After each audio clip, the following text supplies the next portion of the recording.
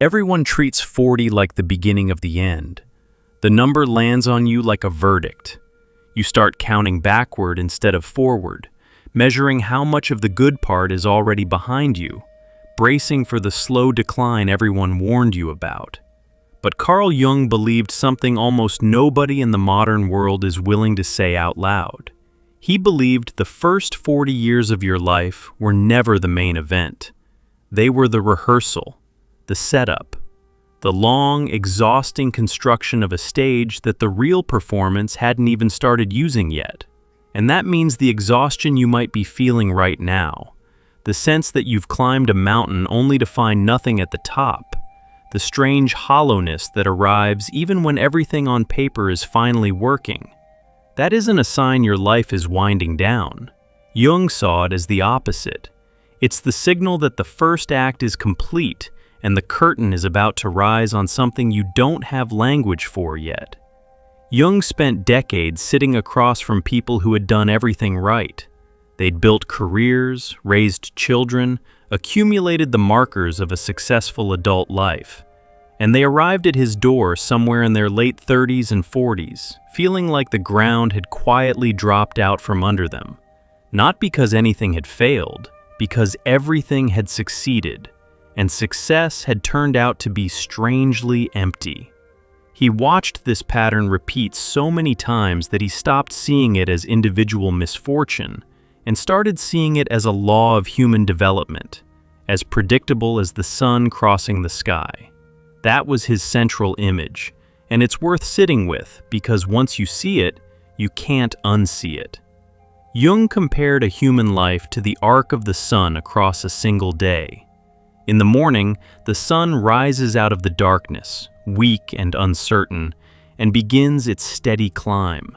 Every hour it grows brighter, wider, more powerful.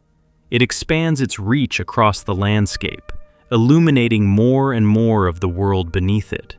This, he said, is the first half of life. You wake into an unfamiliar world. You build strength.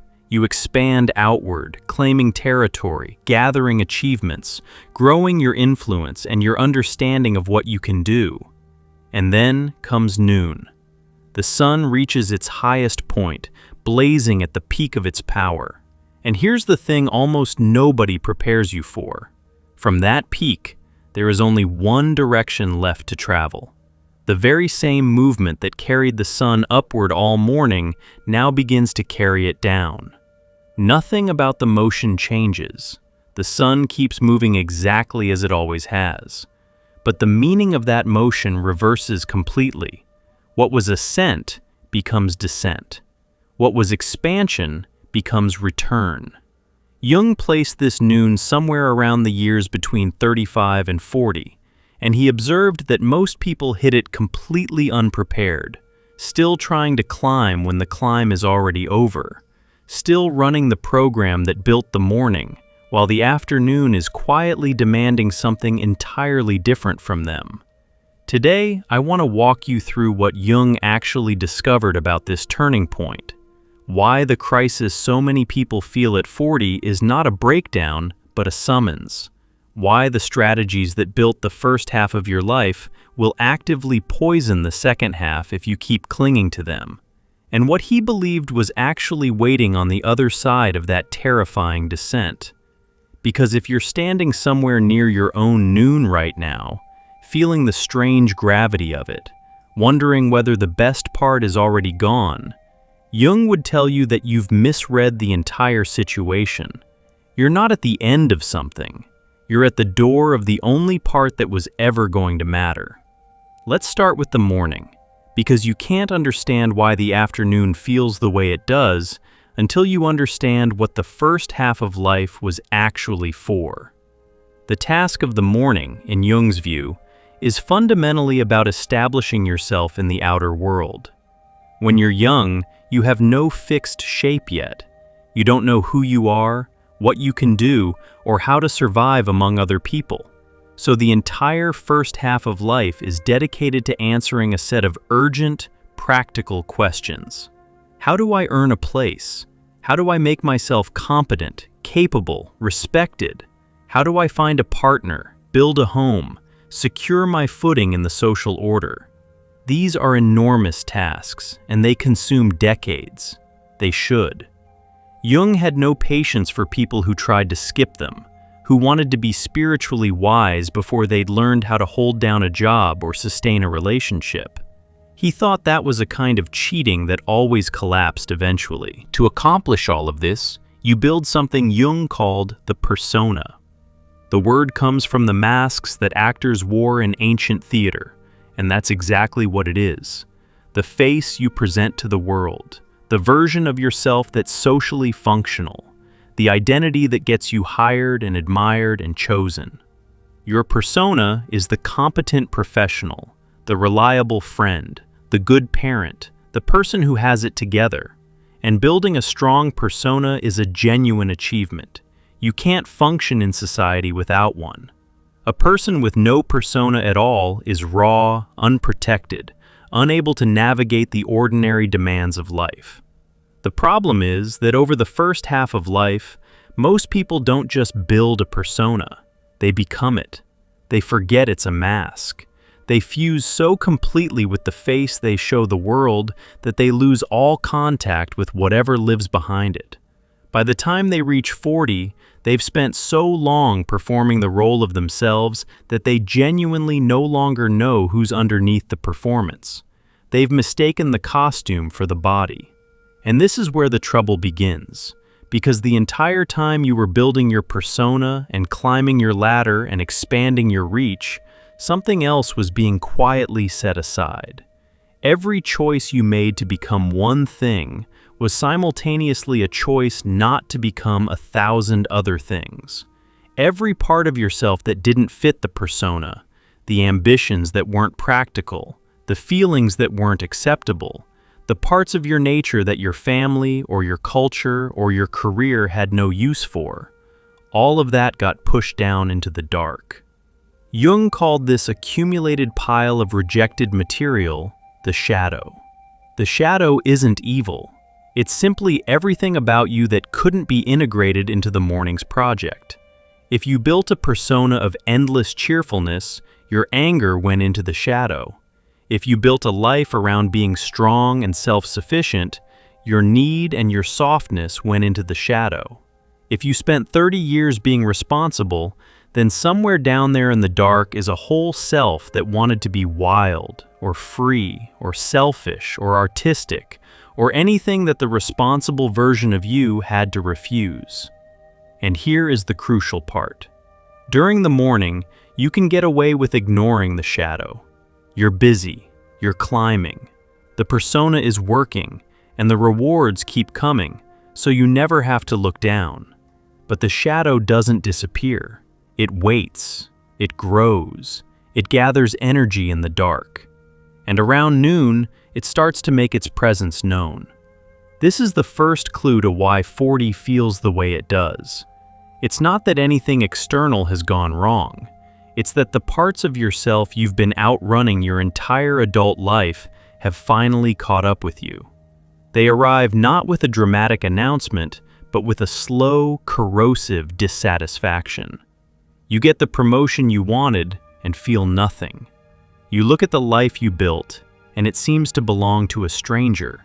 You find yourself standing in your own kitchen at night, in a house you worked 20 years to afford, feeling like a guest in someone else's life. That feeling isn't a malfunction. Jung saw it as the psyche's first attempt to get your attention. Something in you has finished its morning work and is asking, quietly at first, what the afternoon is going to be about. Most people, when they feel this, do exactly the wrong thing. They interpret the emptiness as a sign that they haven't climbed high enough yet. So they double down. They chase a bigger achievement, a newer relationship, a more impressive version of the same thing they already have. They try to solve an afternoon problem with morning tools. And this almost never works, because the emptiness isn't coming from a lack of altitude. It's coming from the fact that altitude was never going to fill it in the first place. Jung was blunt about this, and it's one of his most important and least comfortable observations. He said you cannot live the afternoon of life according to the program of the morning. What was appropriate in the morning becomes a lie in the afternoon. The very things that were true and necessary and life-giving in the first half, the drive to acquire, to expand, to prove yourself, to establish your place, become hollow and even destructive if you carry them past noon unchanged. He compared it to trying to live a whole day on the assumption that the morning's rules never end, arriving at evening still expecting the sun to climb, and being bewildered and bitter when it insists on setting instead. You can actually see this everywhere once you know to look for it. There's a particular kind of person who hits their 40s and simply refuses to make the turn. They cling to the morning with a kind of desperation. They keep chasing the same rewards that stopped satisfying them years ago, only harder now, more frantically, because on some level they can feel the emptiness gaining on them. The man who defines himself entirely by his career and cannot imagine who he'd be without it. The woman who has poured herself so completely into being needed that she panics at the thought of her children growing up and no longer needing her. The person who tries to freeze time, to stay young by force, terrified of every gray hair because it's evidence that the climb is over. Jung saw all of these as the same fundamental refusal, the refusal to let the morning end. And he understood why the refusal is so tempting, because making the turn is genuinely frightening. In the morning, you always knew what you were supposed to be doing. The goals were clear. Get the education, get the job, get the partner, get the house, get the promotion. Society hands you the entire script. Everyone around you is running the same program, so you get constant confirmation that you're on the right track. But the afternoon comes with no script at all. Nobody hands you the goals. In fact, if you tell the people around you that you've stopped caring about the things you used to chase, most of them will look at you with concern, because they're still running the morning program and your defection frightens them. So the person at noon stands at a genuine crossroads, and Jung watched which way they turned with the attention of someone who understood the stakes were the rest of their life. Down one path is the refusal, the clinging, the doubling down, the attempt to stay in the morning forever. That path leads, he believed, to a peculiar kind of living death. He described these people vividly. They become rigid, hypochondriacal, bitter.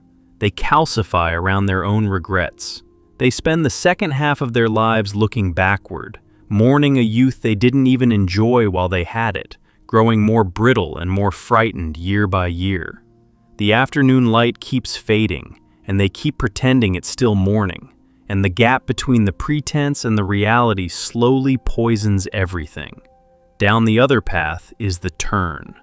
And the turn requires you to accept something that every instinct built during the morning screams against.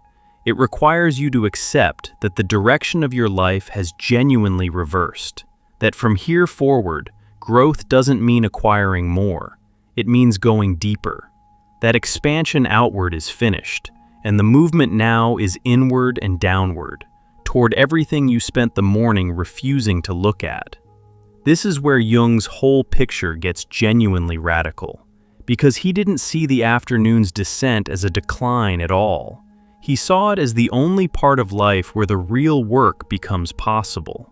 Think about what the sun actually does in the afternoon. It doesn't stop shining. If anything, the light becomes richer, warmer, more beautiful. The harsh overhead glare of noon softens into the golden quality that painters have always loved. The afternoon sun illuminates things the morning sun couldn't reach. It casts long shadows that reveal the true shape of the landscape. Nothing is lost in the descent. Something is gained that was never available at the peak. For Jung, the entire second half of life is organized around a single great task, and he gave it a name that has since traveled far beyond his own writing. He called it individuation. And it's worth being precise about what he meant, because the word gets thrown around loosely now. Individuation is the process of becoming the complete person you actually are, rather than the partial person your morning persona allowed you to be. It's the slow, deliberate work of going back down into the shadow, retrieving everything you exiled, and integrating it into a whole. It's the reconciliation between the face you showed the world and the vast, unlived self that was waiting underneath it the entire time. And you can only really do this work in the afternoon, because you couldn't have done it in the morning. In the morning, you needed your persona too badly to question it. You needed to keep the shadow suppressed just to accomplish the enormous tasks of establishing yourself. But once those tasks are done, once you've built the career, raised the children, secured your footing, the very pressure that kept the shadow down begins to lift. And in that space, everything you set aside comes rising back up, demanding at last to be lived. This is why the midlife crisis, as we so casually call it, is not a crisis at all in Jung's understanding. It's an invitation, a brutal, disorienting, unwelcome invitation, but an invitation nonetheless. The dissatisfaction you feel is the exiled self knocking on the door. The restlessness is the energy of everything unlived pushing toward the surface.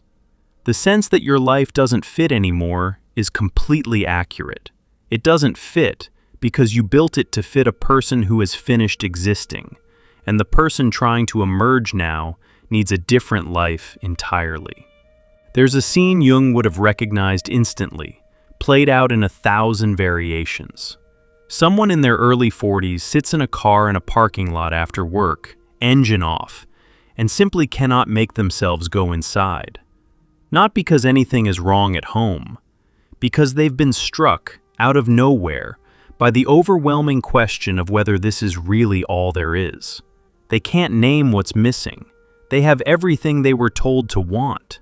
And yet there's this pressure behind the sternum, this ache that has no object. This sense of standing at the edge of something they can't see the bottom of. Most people, when this happens, get frightened and shove the feeling back down and go inside and pour a drink and pretend it never happened. But some people sit with it, and the ones who sit with it, Jung believed, are standing right at the threshold of the most important door of their lives. If you recognize yourself somewhere in this, if you felt that pressure, that ache with no name, that sense that the life you built no longer quite belongs to you, then what you're feeling isn't the beginning of your decline. It's the beginning of the descent that Jung spent his life mapping. And because that descent can feel so much like falling when you're inside it, we put together something meant to walk beside you through exactly this stretch of the road. It's a guide called True Self-Discovery, 24 reflection exercises drawn from Jung's work on individuation, built for the person standing at their own noon, unsure whether the ground ahead is a cliff or a doorway. It won't rush you through the turn. It's designed to help you make it consciously, instead of being dragged through it. You'll find it linked below. But stay with me, because we're about to go into what actually happens once you make the descent, and it's the part almost nobody talks about. The first thing you meet on the way down is the shadow itself, and Jung was honest about how uncomfortable that encounter is. Because integrating the shadow doesn't mean thinking pleasant thoughts about your hidden depths. It means actually confronting the parts of yourself you spent decades believing were unacceptable, and discovering that they were never as monstrous as you feared, but also that you can't simply congratulate yourself for finding them and move on. They have to be lived. They have to be given some real place in your life. Consider the person who built their entire morning identity around being selfless, the one who always gave, always accommodated, always put everyone else first. Their persona was generosity, and it was probably genuine, and it probably cost them enormously, because everything that got sacrificed to that generosity went into the shadow. All their own needs, all their legitimate wants, all the healthy selfishness that every human being requires just to have a self at all. For 40 years they suppressed it, and they were praised for suppressing it, and the praise made the suppression feel like virtue. And then noon arrives, and they find themselves flooded with resentment they can't explain, exhausted by the very people they love, secretly furious at a life of service they chose and can no longer stand. Jung would look at that resentment and recognize it immediately. It's the shadow, arriving right on schedule. It's 40 years of unlived selfhood demanding at last to be acknowledged. And the afternoon's task is not to shove it back down and be a better martyr. The task is to finally let that person want things, to let them have needs, to let them, maybe for the first time in their adult life, say no. This is what individuation actually looks like in practice. It's messy. It disrupts the relationships that were built on the old arrangement. It frightens the people who benefited from your suppression. But it's the only path to becoming whole, and wholeness is the entire point of the afternoon. And this reveals something that surprises almost everyone who encounters Jung's ideas for the first time. The goal of the second half of life is not to become better. It's not self-improvement. The morning is the season of improvement, of getting stronger, more competent, more successful. The afternoon is the season of completion, which is a fundamentally different thing. Improvement means adding more good qualities. Completion means integrating the qualities you already have but refuse to own. It means becoming round instead of pointed. Jung famously said he'd rather be whole than good, and it's one of the most provocative things he ever wrote, because it directly contradicts the entire morning worldview. In the morning, you're supposed to prune yourself into an ideal shape, cutting away everything that doesn't fit. In the afternoon, you have to grow back the parts you cut, or you'll spend your whole descent as a fragment of a person, wondering why you feel so incomplete. Now here's a turn in Jung's thinking that most people miss, and it's the part that transforms the whole picture from something merely psychological into something almost cosmic. Jung believed that the afternoon of life could not find its meaning unless it faced the one thing the morning spends all its energy avoiding: death. The morning is oriented entirely toward life. Everything in the first half points forward, toward growth, toward the future, toward more. Death is the enemy, the thing you don't think about, the abstraction you push to the far edge of your awareness. And this makes perfect sense for the morning, because the morning's task is expansion, and you can't expand freely if you're constantly aware of the horizon closing in. But the afternoon is different. The afternoon sun is descending toward the horizon whether you look at it or not.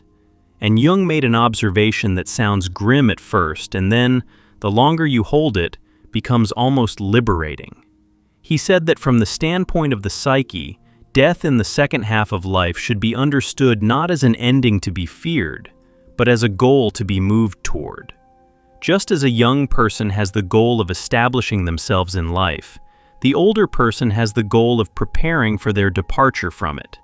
And he was emphatic that refusing this goal, clinging to the morning's terror of death, was psychologically catastrophic.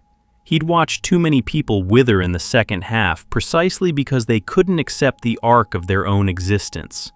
They stayed frozen in the morning's denial, and the denial hollowed them out from the inside. But the people who could turn and face the horizon, who could accept that the descent was real and that it had a destination, those people came alive in a way the morning never allowed. Because when you genuinely accept that your time is finite, every question about how you're spending it suddenly gets sharp and urgent. The trivial concerns that consumed the morning fall away.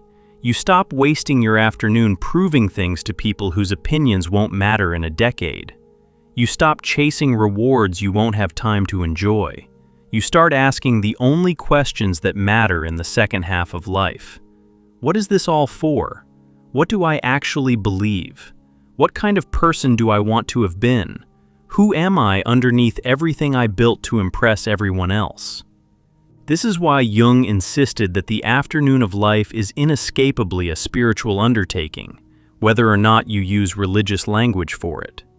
He didn't mean you had to adopt a particular faith.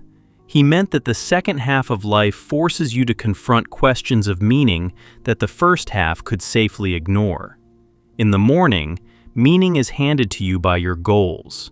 The meaning of your life is to get the thing you're chasing. But in the afternoon, the goals run out, and you're left face to face with the raw question of what any of it means at all. And Jung found, over decades of watching people navigate this, that those who could not find a meaning that transcended their own small ego did not fare well in the second half. The people who thrived were the ones who managed to connect their individual lives to something larger, some sense of participation in a story bigger than themselves, some relationship with what he called the self, the deeper center of the psyche that lies beyond the ego entirely. That distinction between the ego and the self is worth pausing on, because it's the axis the entire second half of life turns on. Your ego is the I you've been identifying with your whole life, the conscious center of your personality, the part that says me and means the persona and the will and the daily striving. In the morning, you had to strengthen the ego. You needed a strong, confident I to go out and conquer the world. But Jung discovered that the ego is not the true center of the psyche. It's more like a small island of consciousness floating on a vast ocean of the unconscious. And the actual center, the point around which the whole personality, conscious and unconscious, is organized, is something much larger, which he called the self. The task of the afternoon is a kind of quiet dethroning. The ego, which spent the morning believing it was the whole show, has to step down from the center and take its place in orbit around something greater. This is what people are actually experiencing, Jung believed, when their old identity starts to feel too small at midlife. The ego is being asked to loosen its grip, to stop being the king and become the servant of something deeper. And this feels, from the inside, like a kind of dying, because in a sense it is. The ego as center has to die so that the self as center can be born. That's the real meaning of the descent. It only looks like loss from the perspective of the ego, which is losing its throne. From the perspective of the whole person, it's the beginning of the only real wholeness available in a human life. Let me make this concrete because it's easy to get lost in the abstractions. Picture someone who spent their entire morning becoming a great success at something. Let's say they built a business from nothing, poured every ounce of themselves into it, and by their late 40s they've won. It's thriving, they're respected, they have everything the morning promised, and then, instead of triumph, they feel a strange grief they can't explain. Because the thing they organized their whole identity around is finished. The mountain is climbed, and they're standing at the top realizing that the person who wanted to climb it doesn't exist anymore, and they have no idea who's standing in his shoes. The morning response would be to find another mountain immediately, to fill the void with a new conquest before the emptiness can be felt. But the afternoon response, the individuation response, is to stand in that void and let it teach you something. To recognize that the emptiness is not a problem to be solved, but a space that's finally been cleared. All those years, the striving filled every corner of your inner life, leaving no room for anything else. Now the striving is done, and for the first time there's room. Room for the questions you never had time for. Room for the parts of yourself you never developed. Room for a relationship with your own depths that the busy morning made impossible. And here's what Jung observed happening to people who could tolerate that emptiness instead of fleeing it. They started to change in ways they never expected. The hard-driving executive discovered a tenderness he'd exiled to the shadow at age 8 and never touched again. The woman who'd spent 40 years being agreeable discovered a fierce, clear voice that had been waiting her whole life to speak. People took up things that made no sense from the morning's perspective, began painting or studying philosophy, or building relationships with strangers, or spending long hours in nature doing nothing productive at all. From the outside, to the people still running the morning program, this looked like decline, like giving up, like losing the plot. From the inside, it was the exact opposite. It was a person finally becoming whole, finally living the whole self instead of the fragment the morning had permitted. This is the great secret of the second half of life that Jung spent his career trying to communicate. The descent is not a loss of the self, it's the recovery of the self. Everything you had to leave behind in order to succeed in the morning is still down there, waiting, and the afternoon is your one chance to go back for it. The unlived life, the parts you refused, the person you might have been if the world hadn't demanded you become someone useful. All of it is still there, and the descent is the journey back to reclaim it. Now I want to address the fear directly, because it's the thing standing between most people and this whole possibility. The fear is that it's too late, that whatever you might have become, the window has closed, and all that's left is to manage the decline of what you already are. This fear is so common and so paralyzing that Jung named the psychological refusal it produces.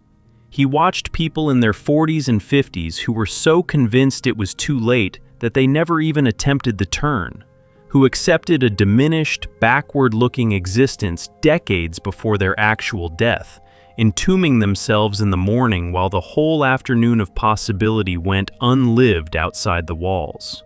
And Jung's answer to this fear was uncompromising. It is precisely, exactly, and only in the second half of life that the deepest human development becomes possible at all. The morning could never have produced it.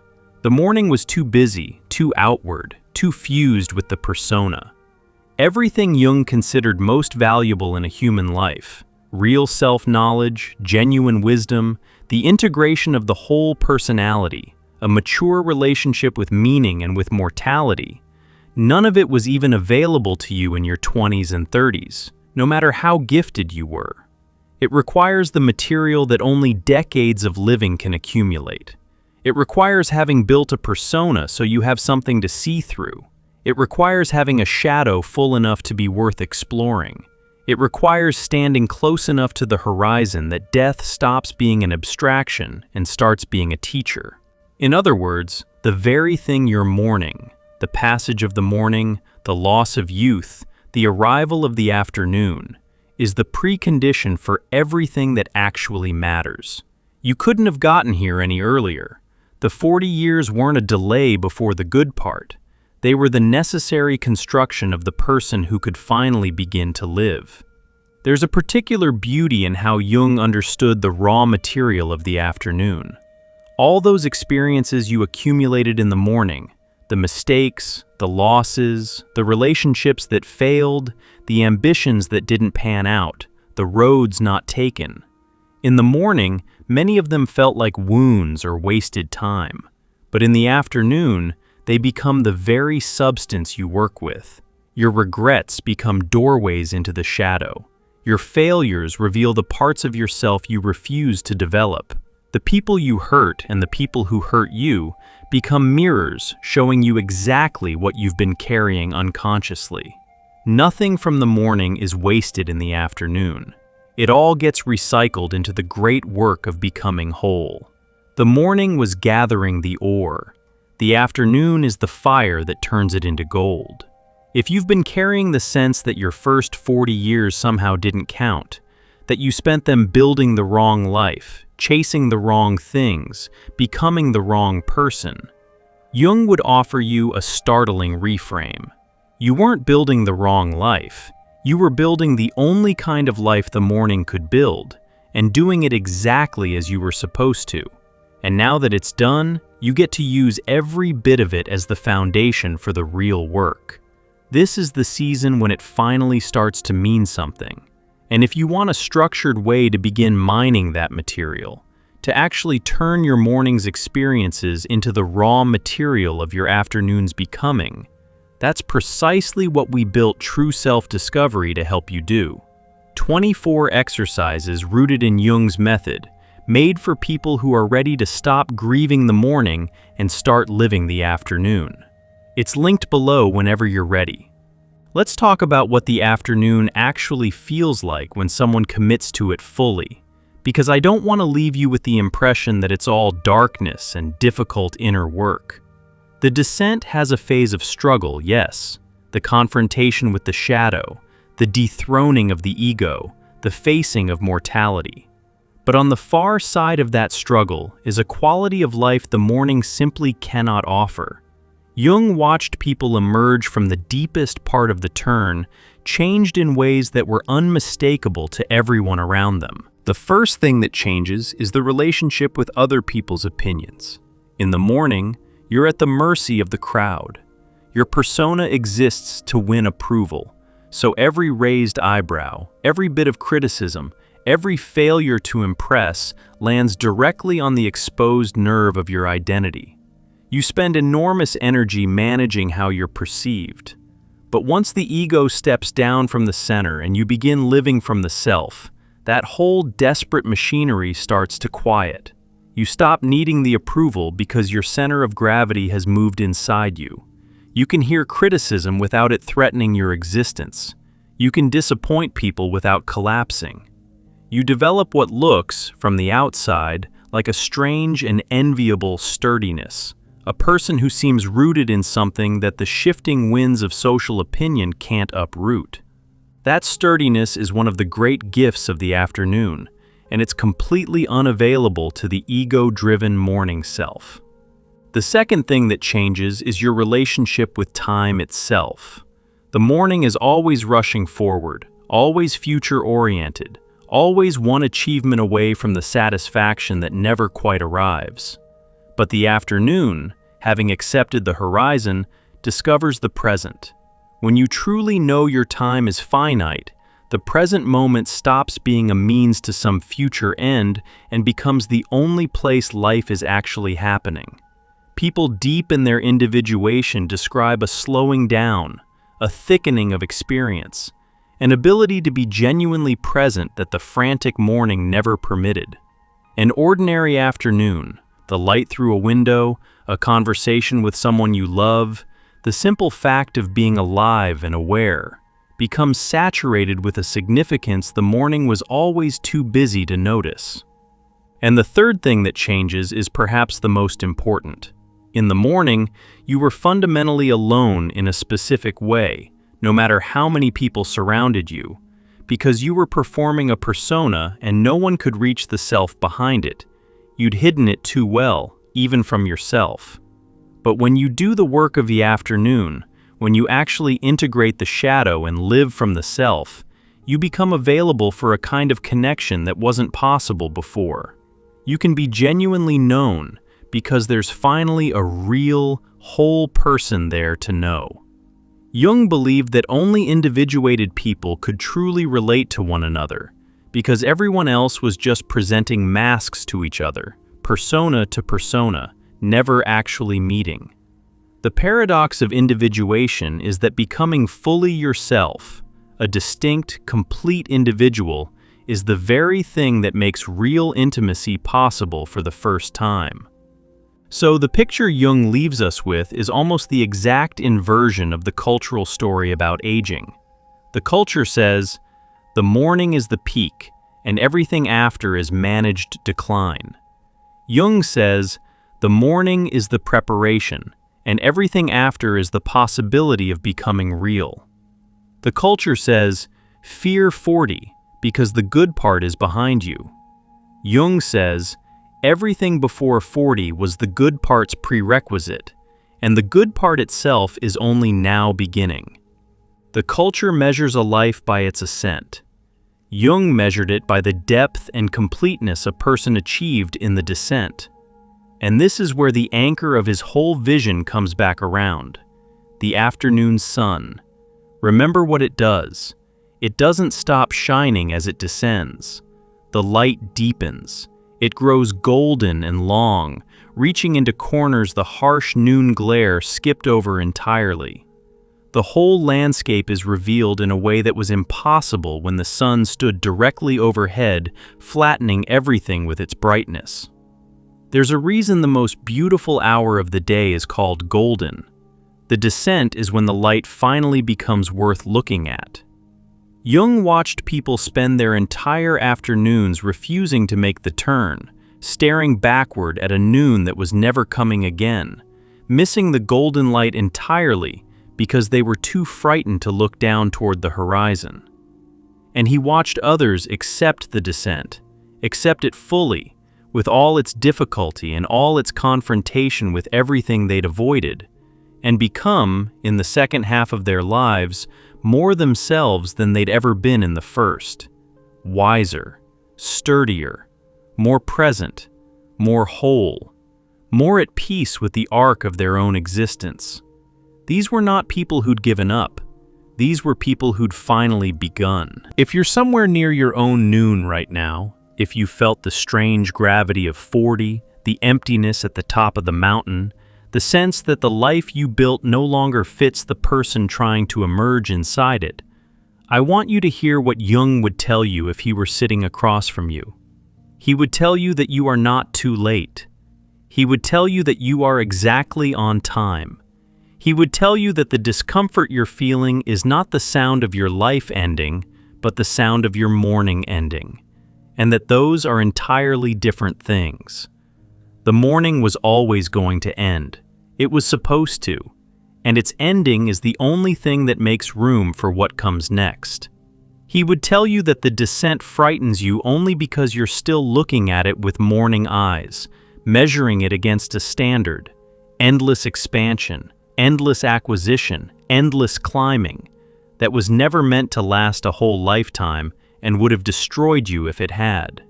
He would ask you to trust that the movement now carrying you downward is the same movement that carried you up all morning, and that it knows exactly where it's going, even though you can't see the destination yet. And he would tell you the thing he came back to again and again across all his decades of watching human beings navigate this passage, that the goal of the whole journey was never the peak. The peak is just the turning point. The goal was always the completion, the moment when the whole self, everything you were and everything you refused to be, finally comes together into one round and finished human being, standing in the golden light of their own afternoon, no longer afraid of the horizon, because they've understood at last that the descent toward it was the whole point. The life you were promised in your 20s, the one that was supposed to be all ascent, all youth, all endless morning. That life was a story the culture tells because it's afraid of the truth. The truth is that human beings were built for two halves, and the second one is where we finally become who we are. Everything before 40 is the raw material. Everything after is the making of the thing. You've spent your whole life gathering the pieces. Now, and only now, you get to become whole. The sun is past its peak. The light is turning golden, and the most important part of your life is not behind you.